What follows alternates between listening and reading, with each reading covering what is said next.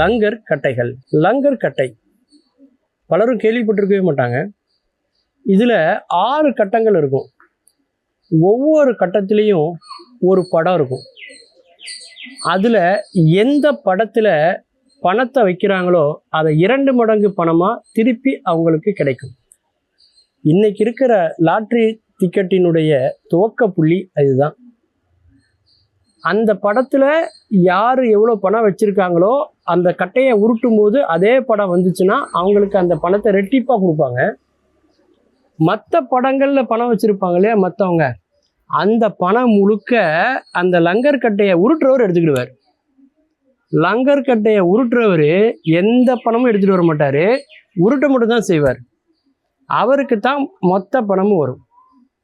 அதில் யாருக்கு அதிர்ஷ்டம் இருக்கோ அவங்களுக்கு 2 மடங்கு பணம் வரும். இதுதான் ஆரம்ப கட்டத்தில் இந்த லாட்ரி டிக்கெட்டினுடைய தோற்றம். இப்படி தான் ஆரம்பிச்சுது. லாட்ரி டிக்கெட்டு பல பரிணாமங்கள் அடைஞ்சு தான் இந்த நிலைமைக்கு வந்திருக்கு. இன்னும் சொல்லப்போனால் உலக புகழ்பெற்ற ஒரு அதிசயம்னு இன்னைக்கு நம்ம சொல்லிட்டு இருக்கக்கூடிய சீன பெருஞ்சுவரே எப்படி கட்டப்பட்டது அப்படின்னு பார்த்தீங்கன்னா, அந்த சீட்டு விளையாட்டு இருக்கு இல்லையா, சூதாட்டம், அதன் மூலமாக கிடைத்த பணத்தில் தான் அந்த பணிகளே செஞ்சுருக்காங்க. அவ்வளவு ஏன், இங்கிலாந்தினுடைய ராணியாக இருந்த எலிசபெத் ராணி அவர்கள் இங்கிலாந்தினுடைய பல உள்கட்டமைப்பு பணிகளுக்கு எந்த நிதியை பயன்படுத்தினாங்கன்னா இந்த லாட்ரி டிக்கெட்லேருந்து வந்த பணத்தை தான் பயன்படுத்தினாங்க. அமெரிக்காவில் உள்ள பெரிய பெரிய நூலகங்கள், புகழ்பெற்ற பல்கலைக்கழகங்கள் எல்லாமே இந்த லாட்ரி டிக்கெட்லேருந்து வந்த பணத்தில் தான் கட்டப்பட்டது. மக்கள்கிட்ட ஒரு குறிப்பிட்ட அளவுக்கான பணத்தை வருமானமாக அவங்க வரியாக பெற்று விட்டாங்க. அதையும் தாண்டி அவங்களுக்கு பணம் தேவைப்பட்டது. அப்போ எப்படி மக்கள்கிட்டேருந்து அந்த பணத்தை வாங்குறது அப்படிங்கிற ஒரு யோசனை ரோம் நாட்டில் ஜூலியஸ் சீசர் காலத்திலேயே எழுந்தது.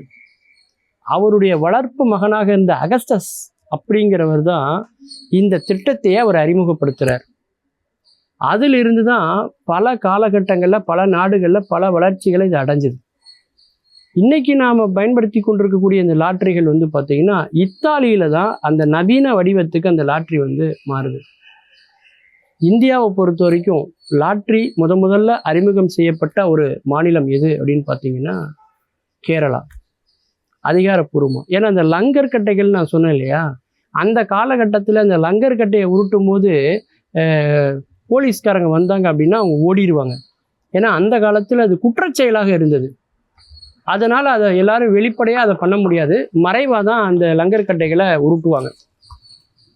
அதுவும் பெரிய பெரிய ஜமீன்தார்கள், வெளிநாடுகளில் இருக்கக்கூடிய பல பேரும் பார்த்திங்கன்னா அவங்களுடைய பெரும் செல்வத்தை அதில் பணயமாக வைத்து விளையாடுவாங்க. அதில் பல பேர் இதுக்கு நஷ்டம் அடைஞ்சிருப்பாங்க அந்த விளையாட்டில்.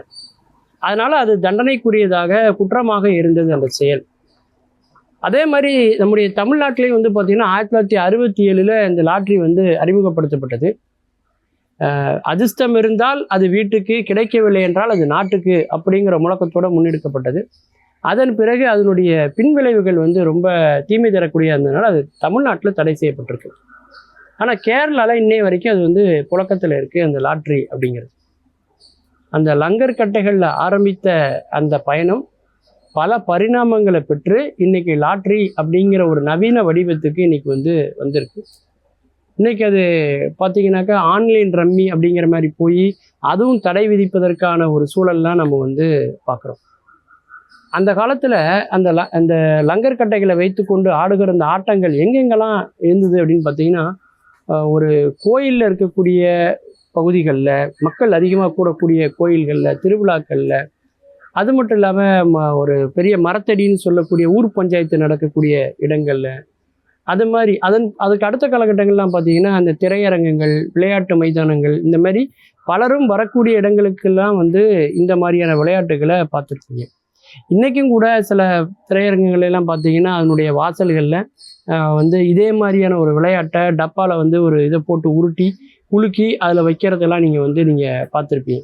சுற்றிலும் மக்கள் இருப்பாங்க, அது இன்றைக்கி பார்த்துருப்பீங்க. இன்னும் மக்களுக்கு இந்த அதிர்ஷ்டத்தின் மீதான நம்பிக்கை இன்னும் இருக்குது.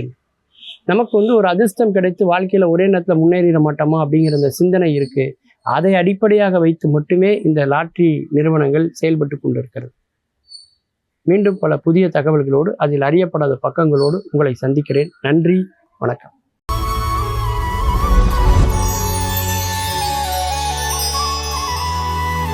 சிரிப்போம் சிந்திப்போம் நிகழ்ச்சியிலே உங்களை எல்லாம் சந்திப்பதிலே மிக்க மகிழ்ச்சி.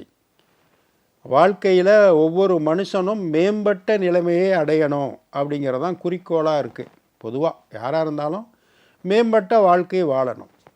அதென்ன மேம்பட்ட வாழ்க்கை வாழ்கிறதுனா, ஒரு மனுஷன் மேம்பட்ட நிலை அடைகிறதுக்கு என்ன அடிப்படை தேவை?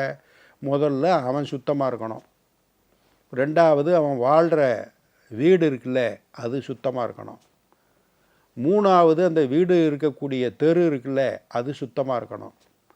அப்புறம் அந்த தெரு இருக்கக்கூடிய ஊர் சுத்தமாக இருக்கணும். அப்புறம் அப்படியே விரிவடைஞ்சிக்கிட்டே போகலாம். இவன் எங்கெங்கே போகிறானோ அங்கே போகிறான் தூய்மையாக இருக்க வேண்டும். மனம் மாசு இல்லாமல் இருக்க வேண்டும். ரொம்ப அடிப்படையானது. நம்ம மனசு சுத்தமாக இருந்துச்சுன்னு வச்சுக்கோங்க, செயல்கள் சுத்தமாக இருக்கும், சுற்றி இருக்கிற சூழ்நிலை சுத்தமாகும், எல்லாமே அது பாட்டுக்கு தூய்மையாகிடும். மனசு அழுக்கு, குப்பை இப்படியெல்லாம் சேர்ந்துச்சுன்னு வச்சுங்களேன், ரொம்ப கஷ்டம். ஒரு துறவிகிட்ட போய் கேட்டான் ஒரு இளைஞன், மனசு தூய்மையாக இருக்கிறதுக்கு என்ன பண்ணுறதுன்னு. தூய்மையாக இருக்கிறதுக்கு என்ன பண்ணுறதுன்னா, மனசுக்குள்ளே உனக்குள்ளே இருக்கக்கூடிய பாம்பை, பல்லியை, நாயை, இப்படி இருக்க புளியை, சிங்கத்தை, கரடியை இதெல்லாம் உடம்புக்குள்ளேருந்து வெளியேற்று மனசு சுத்தமாயிரும்னார். ஒன்றும் புரியலை அவனுக்கு. புரிகிற மாதிரி சொல்லவா? இப்போ வண்டலூர் மிருக காட்சி சாலை உள்ளே போய் பார்க்குறோம். உள்ளே போனோம்னா ஒரு வெள்ளை புலி போட்டிருக்கான். அது புலி, ஆப்பிரிக்க புலி அப்படின்னு போர்டு போட்டிருக்கு. ஒரு கிளி கூண்டுக்குள்ளே இருக்குது, அதுக்கு கிளி அப்படின்னு போர்டு வச்சுருக்கான். ஒரு நரி இருக்குது, நரின்னு போர்டு. ஒரு சிங்கம்னு போர்டு. எல்லாத்துக்கும் அந்தந்த பேரை வச்சு போர்டு வச்சுருக்கான். ஒரு வித்தியாசமான குரங்கு ஒரு கூண்டுக்குள்ளே இருக்குது. அதை பார்க்குறதுக்கு ஏகப்பட்ட பேர் முண்டி அடிச்சுக்கிட்டு ஒருத்தங்கால ஒருத்தன் மிதிச்சுவிட்டான். இந்த மிதித்தவனை பார்த்து சொன்னான், நீ எல்லாம் மனுஷன்தானா அப்படின்னு திட்டினான். என்ன ஆச்சரியம்னா, கிளியை கிளி என்றும், நரியை நரி என்றும், புலியை புலி என்றும், சிங்கத்தை சிங்கம் என்றும் சொல்லக்கூடிய நம்ம மனுஷனை பார்த்தோன்னே என்ன கேட்குறான், நீ எல்லாம் மனுஷனான்னா அந்த சந்தேகம் வர்றதுக்கு என்ன காரணம்? அவனுக்குள்ளே இது பூரா இருக்குது. அதை விரட்டி விட்டோம்னு வச்சுங்க, மனசு அப்படியே மேம்பட்ட நிலைமையில் தூய்மையாக இருக்கும். அதுதான் ரொம்ப முக்கியமானது. எனக்கு மனசு தூய்மையாகணும், அதற்கான வழியை சொல்லுங்கள் அப்படின்னு ஒரு துறவியை பார்த்து என்னை குருவாக ஏற்றுக்கிட்டு நீங்கள் வழி சொல்லணும்னு ஒருத்தர் போனார். ஒரு வயதானவர் போனார். போய் அவர் அங்கே உட்காந்துருக்கும்போது ஒரு சீடன் துறவி உட்காந்துருக்காரு. பக்கத்தில் அந்த உள்ளே இருக்கிற பகுதி, அந்த மைதானத்தை விளக்கு மேலே வச்சு ரொம்ப பரட்டுன்னு தூசி பறக்க கூட்டிக்கிட்டு இருக்கான். அவன் கூட்ட அந்த தூசியெல்லாம் இவங்க 2 பேர் மேலேயும் படுது. உடனே அந்த வந்திருந்த பெரியவர், என்னையா நீ கூட்டுற, ஒரு மனுஷன் மாதிரி கூட்ட மாட்டியா? ஆளுகள்லாம் இருக்குமே, அதை பார்த்து கூட்ட மாட்டியா அப்படின்னு கோபமாக சொன்னார் வந்த பெரியவர். உடனே சிரிச்சுக்கிட்டே துறவி சொன்னார், உனக்குள் இருக்கக்கூடிய பாம்பை வெளியில் விட்டு வா, உனக்கு நான் மனசை சுத்தம் பண்ணுவதற்கு மந்திரம் கற்றுத்தருகிறேன்னு சொல்லி அனுப்பிச்சிட்டார். இப்போ திடீர்னு இப்படி எந்திரிச்சு கொட்டுதில்ல, அது பாம்போட வேலை. அந்த வேலை இவனுக்கு இருக்குது, அதனால் போய் வெளியே விட்டுட்டு வா அப்படின்ட்டார். ஒரு 6 மாதம் கழித்து திருப்பி வந்தார் அந்த பெரியவர். இப்போவும் அதே சீடன் ஒரு பாத்திரத்தை தூக்கிட்டு வந்தார். கரெக்டாக குருவை பார்த்தோன்னு டங்குன்னு கீழே போட்டார். உன் கண் என்ன முன்னாடி இல்லையா, புடனி இல்லையா இருக்குது அப்படின்னு திருப்பி இந்த பெரியவர் அந்த சீடனை பார்த்து ஒரு கேள்வி கேட்டார், திட்டினார். உடனே அந்த துறவி சொன்னார், உனக்குள்ளே இருக்கக்கூடிய நாயை அவிழ்த்து விட்டு வா, உனக்கு கற்றுத்தருகிறேன் மனம் தூய்மையாவதை அப்படின்ட்டார். போயிட்டார். ஆமாம், திடீர்னு குறைக்கிற மாதிரி கோபம் வந்துச்சுன்னா அதுதான் நாயை அவுத்து விட்டு வா, நாயை அல்லது பிடிச்சி கட்டிட்டு வா எங்கேயாவது கொண்டு போய் சொல்லிட்டார். அப்புறம் 6 மாதம் கழித்து வந்தான். இந்த பெரியவர் வந்தார், துறவியை பார்த்தார். அதே சீடன் வர்றான். 2 பேருக்கும் டீ கொண்டு வர்றான் கப்பில். கொண்டு இவர் ஏதாவது பெரியவர் சொல்ல போகிறாருன்னு பயத்தில் அப்படியே கையை ஆட்டி 2-3 சொட்டு அவர் சட்டையில் பட்டுருச்சு. டீ கொண்டு வந்தது. உடனே சிரிச்சுக்கிட்டே அவர் பார்த்து சொன்னார் பெரியவர், ஐயா பார்த்து கொண்டு வரக்கூடாதா? எடுக்கும்போது கவனமாக எடுத்துகிட்டு வர்றீங்க, கொடுக்கும்போது பார்த்து கொடுத்துருக்கலாமே அப்படின்னு அன்பாக பேசினாராம். உட்கார், உனக்கு நான் பாடம் போதிக்க வேண்டிய தருணம் வந்து விட்டது அப்படின்னாராம். நமக்குள்ளே எல்லா மிருகத்தையும் மிருக காட்சி சாலையாகவே நம்ம தெரிஞ்சோம்னா அப்புறம் எப்படி எல்லா கோபமும் தாபங்களும் நம்மளை விட்டு தீரும்? எல்லாத்தையும் அவுத்து விட்டு வருவோம், இல்லைன்னா பிடிச்சி கட்டி போட்டுட்டு வருவோமே. அடுத்த ஒரு நிகழ்வில் சந்திப்போம். இந்த நாள் இனிய நாளாக அமைய நல்வாழ்த்துக்கள். வணக்கம்.